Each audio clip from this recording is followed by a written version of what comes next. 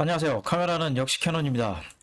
첫 번째 영상 잘 보셨나요? 첫 번째 영상은 2021년 각 은행별 부동산 전망을 제가 리뷰를 해드렸고요. 두 번째 영상은 호주 중앙은행의 스탠스가 어떻게 바뀔 것이냐에 대해서 한번 리뷰를 하려고 합니다. 첫 번째 영상에서 말씀드린 거는 각 은행별이라든지 리서치, 회사라든지 그쪽에서 보는 뷰를 말씀을 드렸고요. 지금 앞으로 말씀드릴 거는 중앙은행의 스탠스에 따라서 호주 그 부동산 시장이 어떻게 바뀔지를 한번 여러분들하고 같이 한번 나눠보려고 합니다. 코로나 이전에 어떤 정책을 했었냐면, 어떤 프로그램을 했었냐면, 호주 중앙은행은 코로나가 터지자마자 금리 인하를 0.25%포인트 낮춥니다.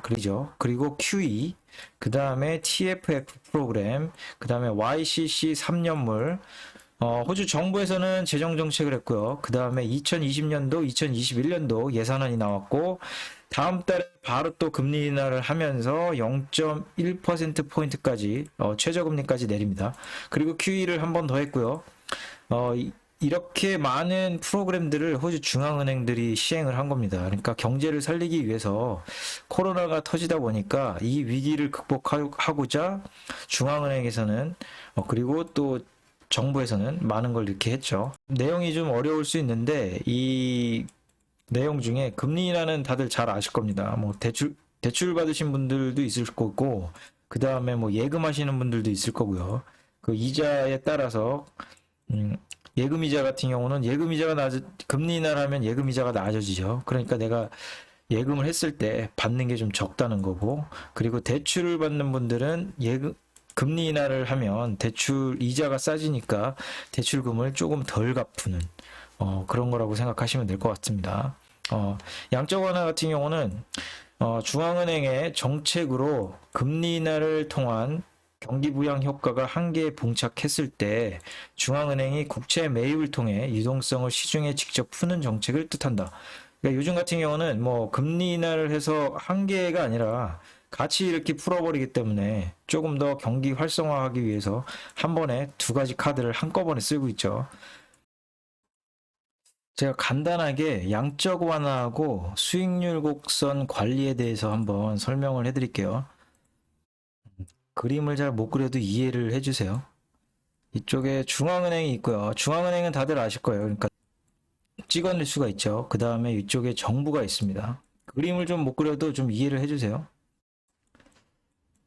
한때는 고등학교 때 그 미술 하는 친구들이 너무 부러워가지고 부모님한테 졸랐다가 된통 맞은 적이 있어요. 중앙은행이 있고 정부가 있죠. 근데 중앙은행은 돈을 찍어낼 수가 있으니까 이게 돈입니다, 이게.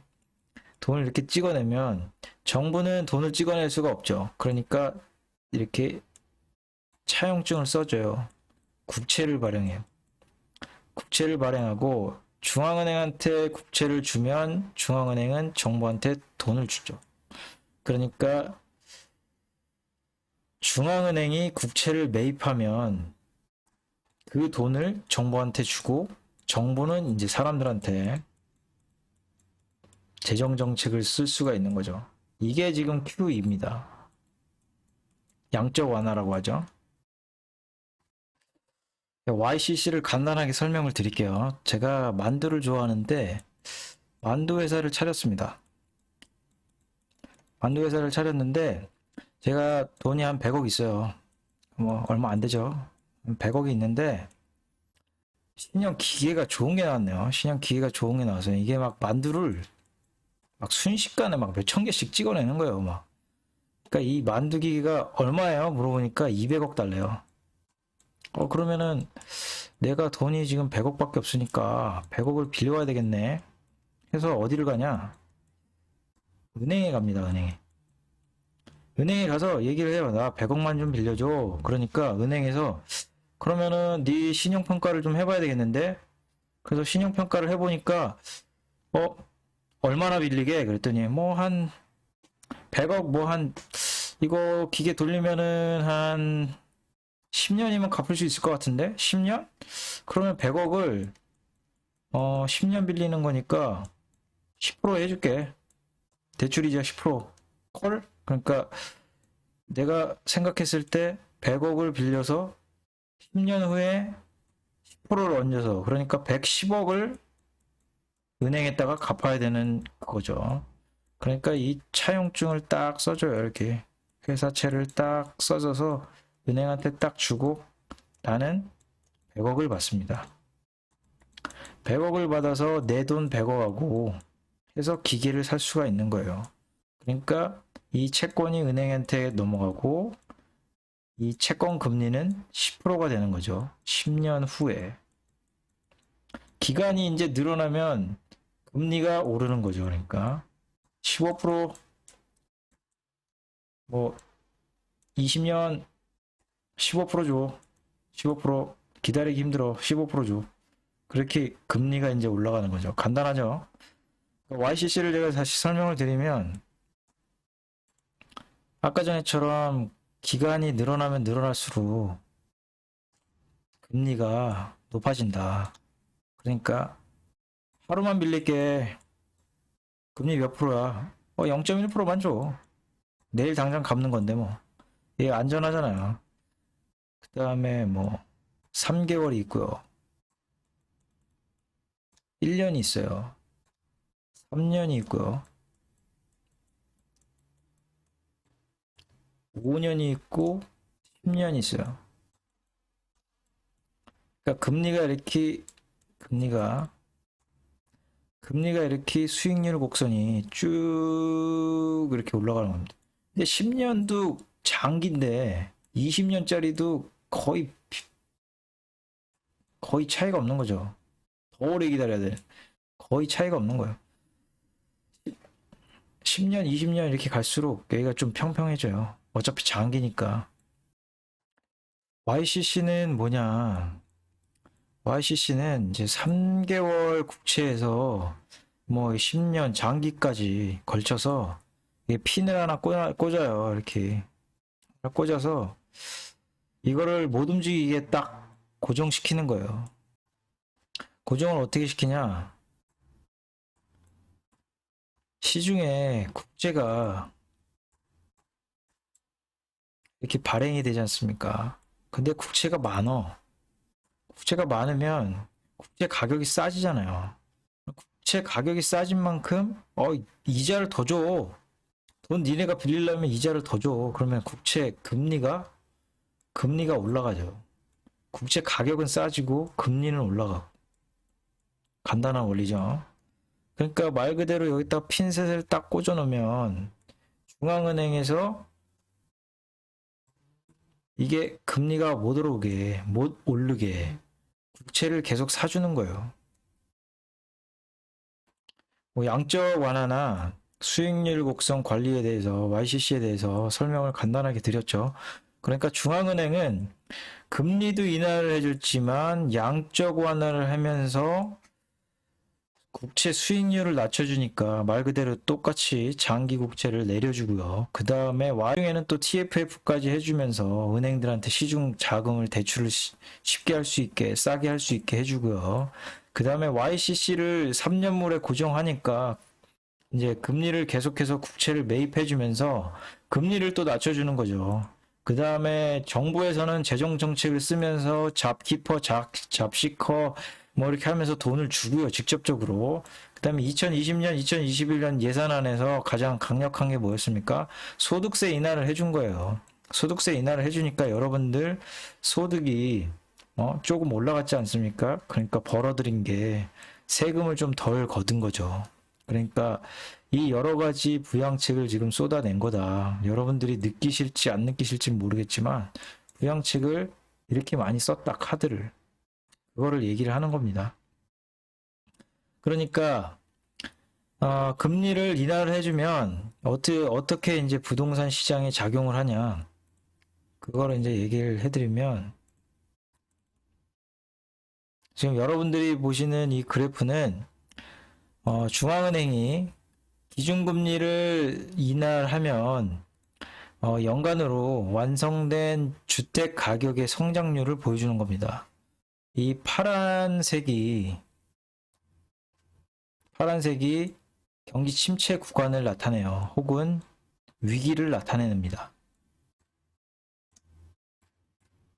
이제 1990년대부터 2020년까지 최근까지죠. 그리고 이 점은 뭐냐? 중앙은행이 기준금리를 인하를 해준 겁니다. 점 하나당 여러분들도 아시겠지만 거의 0.25% 금리를 낮춰줘요. 근데 마지막까지 금리를 인하를 하다 보니 이게 금리가 거의 제로 금리까지 왔다. 0.1%. 더 이상 금리 인하를 해줄 게 없다. 한번 보시죠. 그러니까 금융위기 때를 한번 보시면 집값이 올라갔다가 내려가면서 금융위기가 터지니까 주택가격이 떨어지죠. 그러니까 중앙은행에서는 금리를 몇 번 쏴줘요? 한 번, 두 번, 세 번, 네 번, 다섯, 여섯 번을 쏴주는 거예요. 그러니까 여섯 번을 쏴주면 0.25%씩 낮춰주면 6, 2, 12, 6, 5, 30이니까 1.5%의 기준금리를 낮춰준 거예요. 1.5%의 기준금리를 낮춰주면 시중은행들이 금리를 낮춰줬기 때문에 시중은행들도 대출금리를 그만큼 낮춰주게 되겠죠. 이제 뭐 전부 은행들이 다 반영하지는 않는데 그래도 어느 정도는 중앙은행 눈치를 보면서 낮춘다. 근데 이 금리를 낮추게 되면 시중은행들이 마진이 압박받으니까 전부 다 낮춰주기는 힘들고 조금씩 이제 눈치 보면서 뭐 0.25%면 뭐 전부 다는 못 해주고 뭐 한 1.5%, 0.15% 정도 해줄게. 뭐 이렇게 해갖고 뭐 줄다리기를 하는 거죠. 그러면 이제 두 눈 뜨고 이제 보고 있다가 은행들이 조금만 낮춘다 그러면 뭐 득달같이 뭐 더 대출 금리 인하 더 해라. 뭐 이렇게 언론 플레이를 하죠. 바로 다음날. 네, 그러니까 금리 인하를 낮춰주면 주택 가격이 어떻게 올라가요? 주택 가격이 빵 하고 올라가는 거예요. 그러니까 금융위기 때 이 정도까지 뭐 한 마이너스 2, 3% 그리고 한 12%, 15% 그러니까 뭐 15% 정도의 상승률을 보이는 거죠. 금리를 인하하면. 여기도 마찬가지로 주택 가격이 올랐다가 다시 하락하니까 이때가 언제예요? 그리스 위기 때 다시 금리를 한 번, 두 번, 세 번, 네 번, 다섯 번, 여섯 번을 낮춰주죠. 주택 가격이 또 오르는데 거기다가 또 두 번을 또 더 싸줘요. 그러니까 주택 가격이 쭉 올랐다가 다시 떨어지면 또 두 번을 금리를 인하해주면 다시 올랐다가 다시 주택 가격이 떨어지면 또 금리를 두 번 인하해주니까 다시 올랐다가 다시 쭉 내려가면서 코로나 터지기 전에 침체가 시작될 것 같으니까 금리를 세 번이나 인하를 해주는 거예요. 그럼 다시 또 주택 가격이 올랐다가 코로나가 터지니까 또 금리 인하를 해주죠. 마지막까지 금리 인하를 해준 겁니다. 0.1%까지. 그러니까 집 없는 분들은 열받는 거고요. 이렇게 금리를 인하를 해주니까 집값이 오르니까 열받죠. 근데 집을 가진 사람들은 집값이 안 떨어지니까 해피한 거죠. 그러니까 집값이 떨어질만 하면 금리를 인하해주고 집값이 떨어질만 하면 금리를 인하해주고요. 집값이 떨어질만 하면 금리를 또 인하해줬죠. 이게 반복이 되다 보니까 이제 조금 비관적인 뷰를 갖고 있는 이제 전문가분들이 있죠. 저도 이제 좀 비관적이긴 한데 전문가분들이 예측을 해요. 아, 이 집값이 떨어질 것 같다. 이게 뭐 한 10%에서 한 20% 떨어질 것 같은데? 이렇게 예측을 하죠. 근데 중앙은행이 금리 인하를 해줘요. 그러면 이게 전망치가 다시 플러스로 올라가요. 플러스 성장이 돼요. 플러스 성장이 되니까 이 전망치 거봐. 내가 얘기했지. 틀렸다고. 이렇게 말이 나오는 거예요. 그러니까 지금까지 0.1%까지 지금 내려줬다. 그러면 집값이 여기서 고점에서 금리 인하를 이렇게 해주면 상승률이 그렇게 크지는 않아요. 그러니까 구간이 보면은 고점에서 금리 인하를 해주면 상승률이 이렇게 높지 않다. 근데 저점에서 금리 인하를 해주면 상승률이 크죠. 그러니까 지금 올라갈 여력은 어느 정도 있다. 하지만 더 이상 내릴 금리가 없다. 그러면 어떻게 되겠습니까?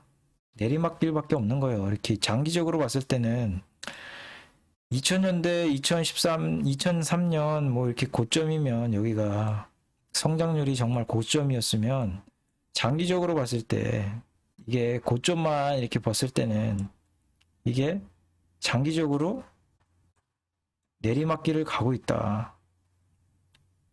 이렇게 볼 수 있는 겁니다. 금리하고 집값만 봤을 때는요. 다시 이제 블로그로 와가지고요. 중앙은행이 지금 현재 호주 경제를 어떻게 보고 있냐 봤더니 중앙은행은 지난달 고용이 예상했던 것보다 빠르게 회복되고 있음을 인정했다. 중앙은행 위원들은 10월에 고용이 크게 증가하면서 노동시장의 회복이 예상보다 더 빨라졌다고 언급했다. 이달 대부분의 기간 동안 멜번에 남아있는 활동에 대해 일부 제한에도 불구하고 이는 잡키퍼 프로그램이 점점 줄어들고 있었습니다. 라고 중앙은행 의사록에서 말했습니다. 그러니까 오늘 스콧 모리슨 총리도 그 얘기를 했죠. 호주 경제가 견고하다. 굉장히 스트롱하고 그 다음에 고용시장도 우리가 90%까지 굉장히 힘들었는데 거의 뭐 90%까지 코로나 이전을 회복했다. 그 얘기를 하죠. 그러니까 더 이상 잡키퍼와 잡시커를 프로그램을 굳이 경제가 다 살아났는데 굳이 할 필요가 있겠느냐. 이게 호주 정부는 더 이상 뭐라 그러죠? 더 이상 호주 정부는 이거 백지수표 이거 계속 남발할 수 없다. 그 얘기를 하는 거예요. 그러니까 앞으로 스코머는 그러니까 재정 정책을 더 이상 크게 쓸 생각이 없다 이거죠. 그러니까 뭐 한 5월 달까지는 좀 지켜봐야 될 것 같아요. 왜냐면 5월 달에 예산안이 있는데 스코머가 만약에 지금 조기 총선을 만약에 한다 그러면 5월 달 예산안 발표할 때 뭔가 또 총선을 위해서 자기 이제 재선을 위해서 조금 뭐 선물을 풀지 않겠습니까? 그걸 이제 예상하고 있는 거예요. 그 다음에 이제 호주 은행들에서 중앙은행의 스탠스를 어떻게 가져갈지를 예상을 하고 있냐. 그걸 이제 보고서들을 제가 쫙쫙 뽑아가지고 요약을 했는데, 내셔널뱅크에서는 어떻게 보고 있냐. QE는 6개월 연장을 하고요. 그러나, 현재 1000억 불인데, 1000억 불을 500불 정도로 반으로 줄일 것으로 예상한다. 이게 그러니까 테이퍼링이 시작되는 거 아니냐 이거를 시장에서 어떻게 받아들일지를 좀 봐야 될 것 같아요. 그러니까 이제 중앙은행이 더 이상 돈을 안 푸네. 그러면은 이제 금리가 인상이 되는 건가? 이렇게 받아들일지 어떻게 받아들일지를 좀 봐야 되겠죠. 그러니까 YCC는 2021년 중순경에 결정하는 걸 지켜봐야 될 것 같다. 그러니까 YCC 뭐 2021년에 중순경에 어떻게 하는지를 봐야 되겠다. 그러니까 6월경에 YCC 핀셋 꽂은 거를 뺄 수도 있다. 핀셋을. 그럼 핀셋을 꽂으면 어떻게 돼요? 금리가 오른다는 얘기죠. 그리고 TFF는 2021년 이것도 이제 6월에 종료가 되는 건데 아마 중앙은행은 연장을 아까 은행들이 많이 안 썼으니까 굳이 뭐 연장해 줄 필요가 없을 것 같은데 이렇게 예상을 하고 있는 겁니다. 내셔널 뱅크에서는요. 그 다음에 ANZ 뱅크에서는 QE는 한 1000억 불 그대로 연장할 것 같아.